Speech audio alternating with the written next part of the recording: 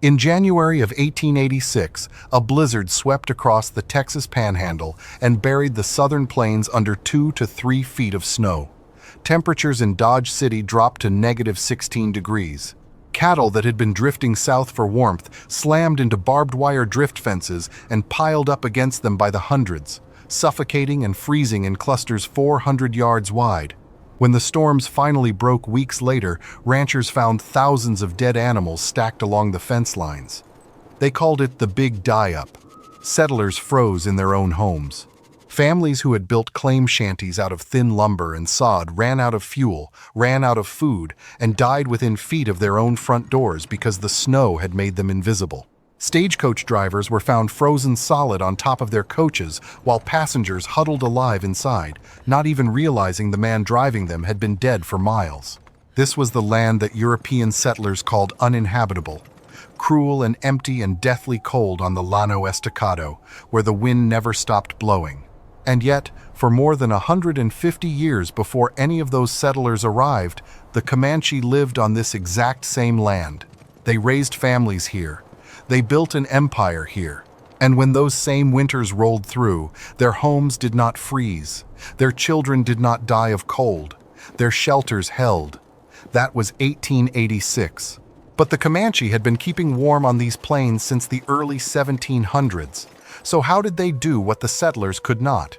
The answer starts with where they came from and why they chose this land in the first place. The Comanche were originally part of the Wyoming Shoshone, a mountain people living in the northern Rockies. Sometime around 1700, they began migrating south, and by the time Spanish records first mentioned them in 1706, they had already reached the southern plains. The warm climate and massive buffalo herds drew them down. So did pressure from better-armed tribes to the north, the Blackfoot and the Crow, who were pushing them out of Wyoming. What they found on the southern plains changed everything. Buffalo in numbers that are hard to imagine today, herds so large they darkened the horizon and took days to pass a single point. A vast stretch of territory covering present-day northwest Texas, along with pieces of New Mexico, Colorado, Kansas, and Oklahoma. The Comanche called themselves the Numunu, which simply means the people.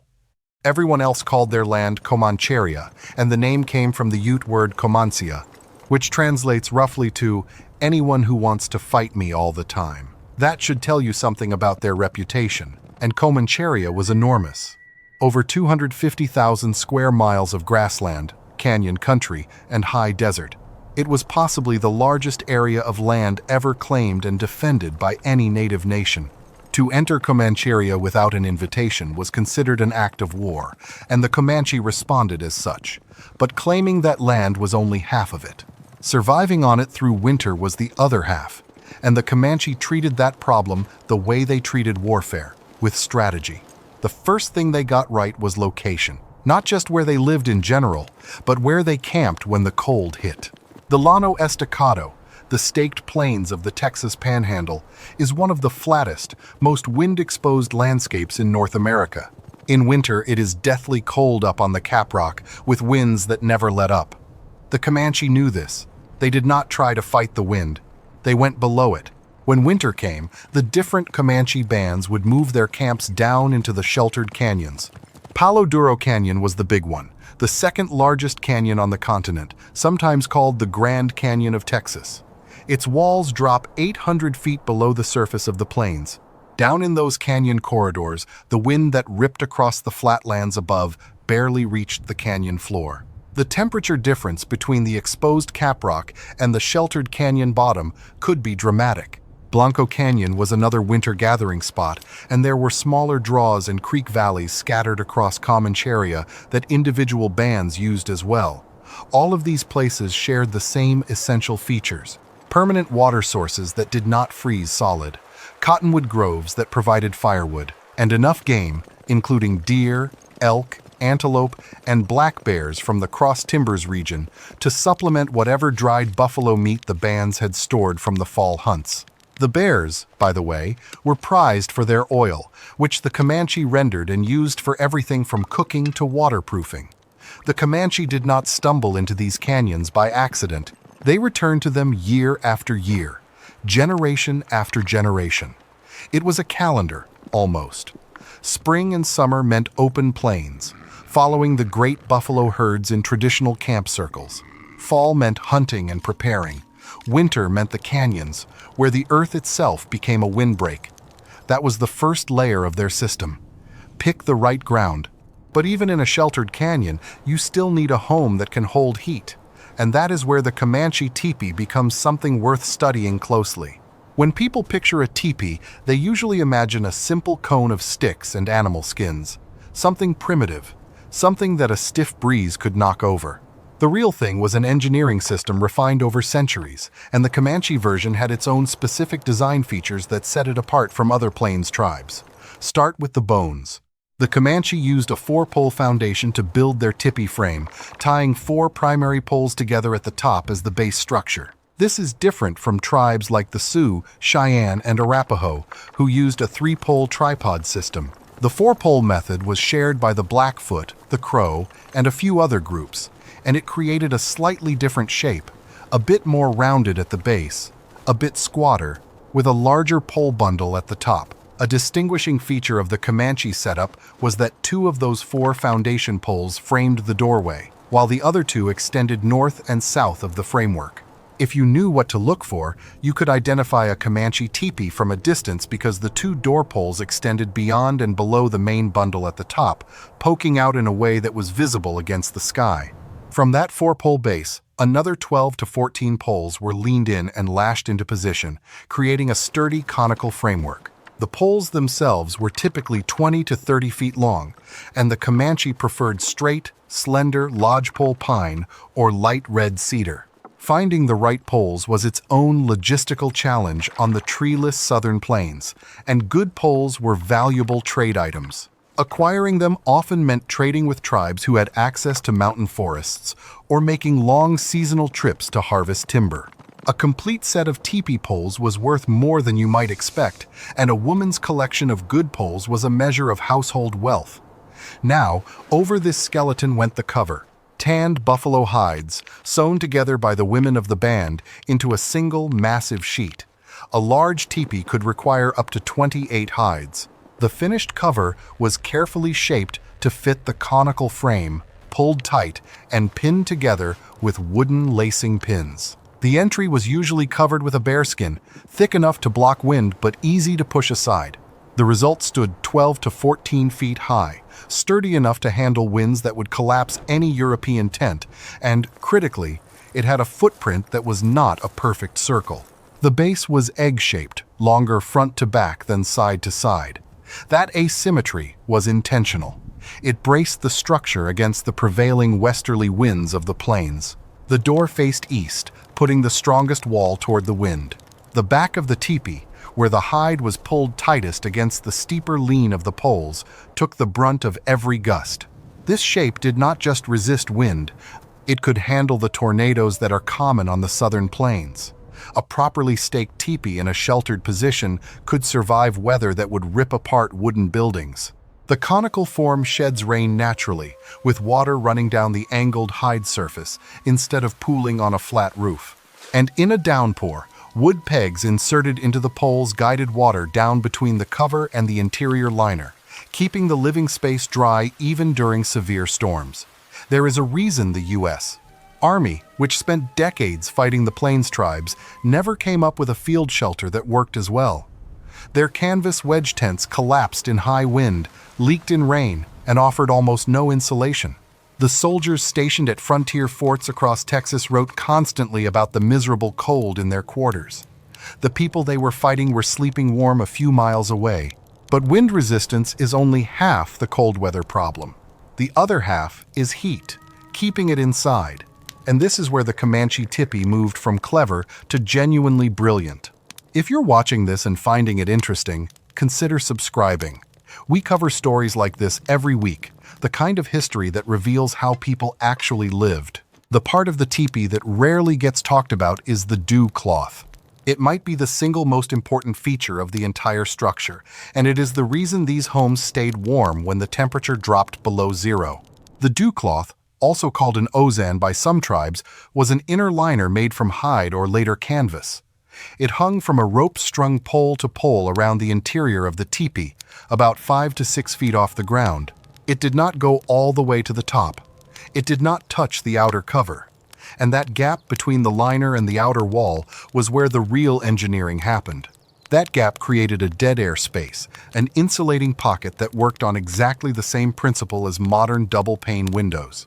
The outer buffalo hide cover took the wind and the cold. The inner liner held the warmth from the fire and the body heat of the family. The air trapped between them acted as a thermal buffer, slowing heat transfer in both directions. In deep winter, the Comanche and other plains peoples would stuff grass, dried sage, or other plant material into that gap for even more insulation. The base of the outer cover was sealed tight to the ground, pegged down with wooden stakes through slits in the hide. The bottom edge of the liner was tucked under bedding and personal belongings, pinning it in place and sealing the lower edge against drafts. The result was a structure that held heat with startling efficiency. The dew cloth also solved a second problem that anyone who has camped in cold weather knows about: condensation. Without the liner, the warm air from inside the teepee would hit the cold outer hide and condense into water droplets that would drip onto the occupants and their bedding. The dew cloth intercepted that moisture and channeled it downward between the layers, keeping the interior dry. So you had insulation and moisture management built into the same component. One piece of hide hung at the right height, solving two problems at once. And it gets more impressive from there. The dew cloth did not just trap heat, it actively moved air. The gap between the liner and the outer cover created what engineers today call a chimney effect, a convection current. Cool air from outside seeped in at the base of the teepee, between the ground and the bottom edge of the outer cover. As it entered the gap between the liner and the outer wall, it was warmed by the heat radiating outward from inside the living space. That warm air rose naturally up through the gap and exited through the smoke hole at the top. This rising column of air did two things. It pulled fresh oxygen into the teepee from below, feeding the central fire without creating a gusty draft across the floor where people sat and slept. And it drew smoke from the fire upward and out through the top, keeping the air inside breathable even when the teepee was sealed tight against a blizzard. The smoke hole itself was not just a hole. It was a controlled ventilation system. Two flaps of hide flanked the opening, one on each side, and each flap was connected to an exterior pole.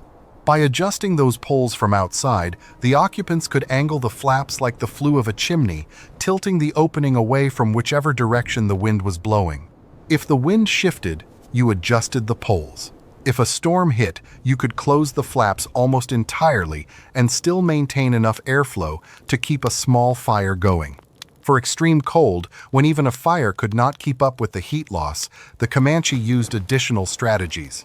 Rocks were heated in the central fire and then placed around the interior to radiate warmth slowly through the night. This technique required no fuel once the rocks were hot, produced no smoke, and could keep a sealed teepee comfortable for hours after the fire itself had died down.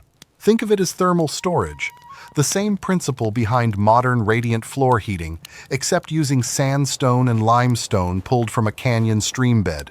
And when the teepee was sealed completely against a severe storm, air for combustion could actually be ducted to the fire through a buried pipe running under the wall, a detail that shows just how thoroughly this system was thought through. This was not improvisation.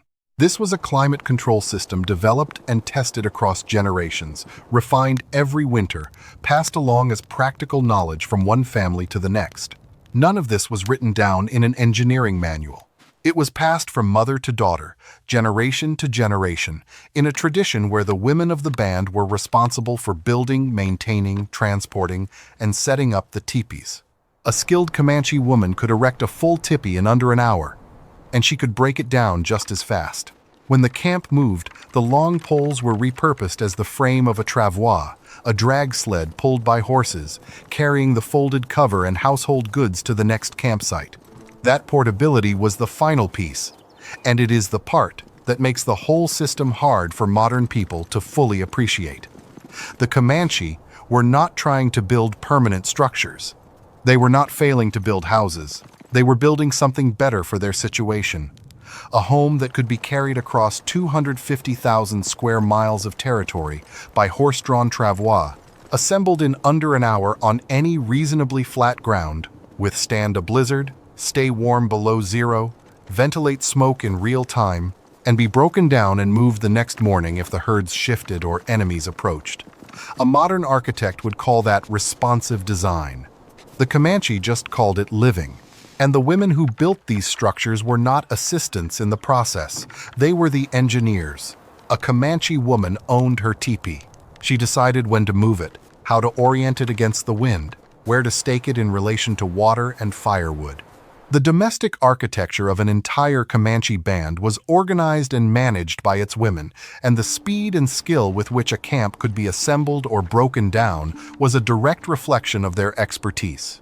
But the tipi itself was only one layer in a much bigger survival system. The Comanche did not just rely on their shelter. They wrapped their entire way of life around the buffalo, and the buffalo provided nearly everything they needed to get through winter. Buffalo hides covered the tipi. Buffalo hides lined the floor as bedding, layered over piles of dried grass to create mattresses that insulated the sleepers from the frozen ground. Buffalo robes served as heavy blankets and as outerwear, worn fur side in against the body during the worst cold snaps.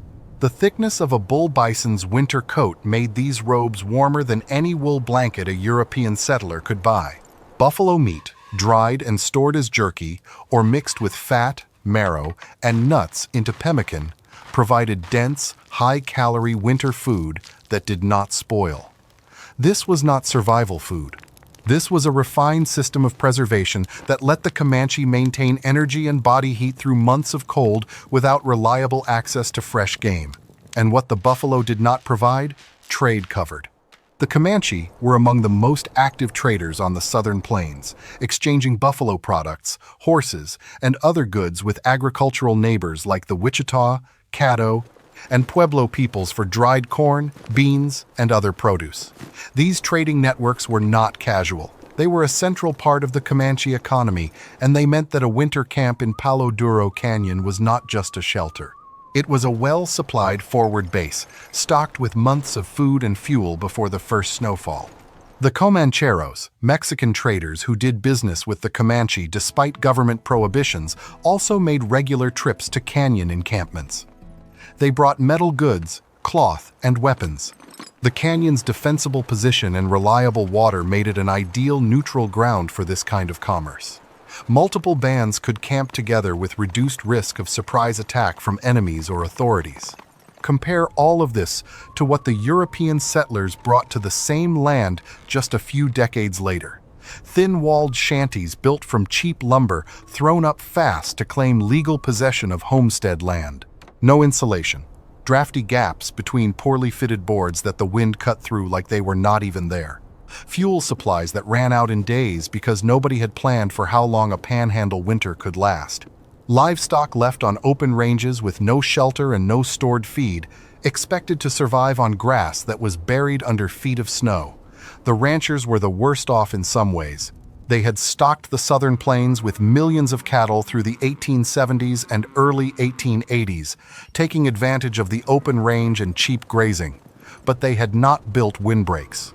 They had not stored hay in sufficient quantities. They had not studied the land the way the Comanche had, learning where the sheltered ground was, where the water stayed open, where the wind died down. When the blizzard of 1886 hit, these settlers and their animals had nothing between them and the cold but luck. And luck was not enough. The first documented plains blizzard that killed large numbers of people was the buffalo hunters' storm of 1872, which swept in so fast that unprepared hunters, many fresh from the east, were found dead from the Platte River down to the Texas Panhandle. Over 200 people died, from Saskatchewan to Texas. The settlers had come to the plains to hunt the same buffalo the Comanche depended on, but without any of the knowledge systems that made survival on those plains possible. And that hunting would eventually destroy everything. By the 1870s, the great buffalo herds were collapsing. Commercial hunters were slaughtering millions of animals every year, stripping the hides and leaving the carcasses to rot on the open plains. Scouts who had once ridden out to find the herds came back empty-handed, seeing nothing but bones. Everywhere across Comancheria, the white skulls of butchered buffalo stretched across the grasslands in ghastly profusion. The old men said the herds would return when the leaves fell, as they always had. They were wrong. The Comanche, who had built their entire civilization around the buffalo, started running out of resources. The tipis still worked. The canyons still sheltered them. The engineering was as sound as it had ever been, but the animal that provided the covers, the clothing, the bedding, the food, and the trade goods was vanishing under their feet. You can build the most efficient shelter on Earth, but if the material it is made from no longer exists, the system breaks. In the spring of 1874, a Comanche spiritual leader named Izatai called the people together for a sun dance and promised victory over the white buffalo hunters. Inspired warriors attacked a group of hunters at adobe walls in the Texas Panhandle. The attack failed, and the failure brought retribution from the United States government in the form of the Red River War. That fall, it ended. Colonel Ranald Mackenzie and his 4th United States Cavalry tracked several Comanche bands to Palo Duro Canyon during the Red River War. On September 28th, Tonkawa scouts led Mackenzie's troops to the rim of the canyon. Below them, Comanche, Kiowa, and Cheyenne lodges lined the canyon floor for miles. Hundreds of horses grazed the curing grass. The winter food cache was stocked. Everything was in place for another winter below the wind. Mackenzie's cavalry descended into the canyon at dawn. A Comanche leader named Red Warbenet spotted the soldiers and fired a warning shot. He was killed by the Tonkawa scouts moments later. The warriors fought back fiercely while the women and children escaped up the canyon walls, but the damage was not in casualties. Mackenzie captured over 1,100 horses and mules, hundreds of tipis, and the entire winter food supply. Then he drove the horses 20 miles south to Tule Canyon. He let his scouts pick a few mounts. The rest, over 1,000 animals, were herded into a draw and shot by cavalrymen. The Southern Plains' finest horsemen were now on foot. Without horses, they could not hunt. Without tipis, they could not shelter. Without their food stores, they could not last the winter. Band by band, through the winter of 1874 and into 1875, the Comanche walked to the reservation at Fort Sill in what is now Oklahoma. Starving, freezing, arriving in small, broken groups. Not because they had been defeated in open battle. The Comanche were never militarily crushed the way that narrative sometimes gets told. They were dismantled. Their survival system, every interconnected piece of it, was taken apart in a single morning. The horses, the shelters, the food, the ability to stay warm when the wind came, all of it gone. The engineering that kept Comanche homes warm through 150 winters on the Southern Plains was not magic, and it was not luck. It was a system. Strategic canyon placement for wind protection. A 4-pole tipi frame built to handle extreme weather. The dew cloth creating dead air insulation and a convection-driven ventilation system. Fire management with adjustable smoke flaps that worked like a chimney flue. Buffalo products supplying everything from building materials to bedding to calorie-dense winter food. And a trading network that ensured no canyon camp went without. Modern engineers have a word for structures that adapt to their environment in real time, responding to wind direction, managing airflow, balancing heat retention against ventilation. They call it adaptive architecture. The Comanche were doing it with buffalo hides and cedar poles 300 years before anyone gave it a name. As of today, Palo Duro Canyon is a state park. You can drive through it, hike the trails, and look up at those 800-foot walls that once sheltered an entire civilization from winters that killed the people who replaced them. This story is not over. The Comanche Nation is still here, still based in Oklahoma, and their history on these plains is still being studied and relearned. If this is the kind of history you want more of, the video on screen right now goes deeper into another civilization that engineered its way through impossible conditions.